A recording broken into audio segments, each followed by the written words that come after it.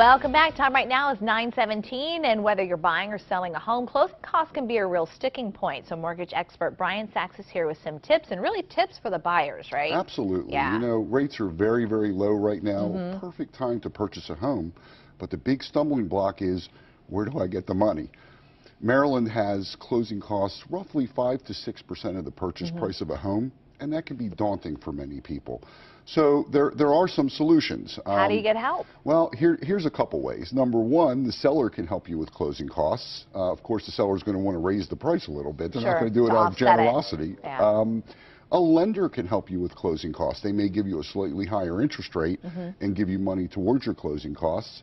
Perfect time of year, your tax refund. Right. I mean, people are getting large refunds. I'm seeing clients getting $8,000 and $9,000 refunds. That could be used for your down payment, your closing costs.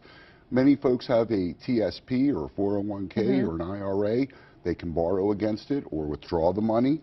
And there are a tremendous amount of grant programs. The state of Maryland, we're very blessed. The state of Maryland has a program called the Maryland Mortgage Program, and part of it is DSELP. And they will give you money to, it's a grant, it has to be paid back, okay, but it's at a 0 interest rate.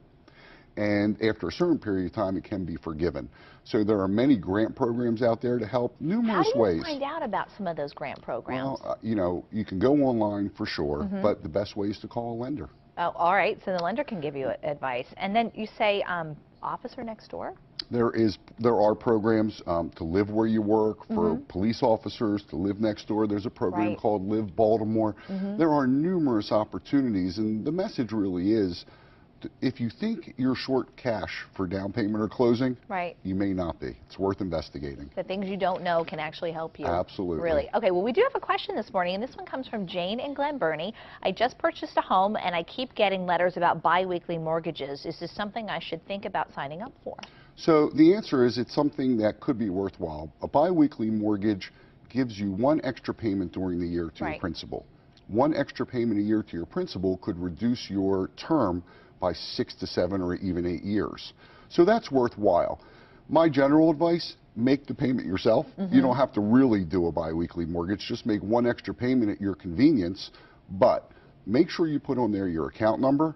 Make sure you put it in a separate check, and make sure on that check you put to be applied towards principal only. Not the interest. Correct. It can be misapplied, so you want to make sure all those things are on there so you have documentation. All right, Brian, good information. Thank you. Appreciate it, and stay with us.